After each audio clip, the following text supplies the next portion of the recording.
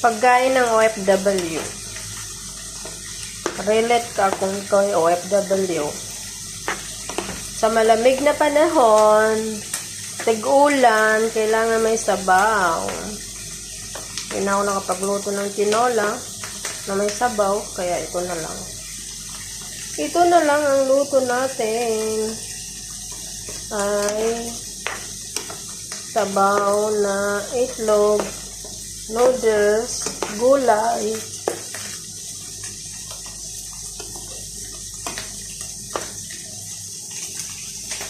Itlog, gulay.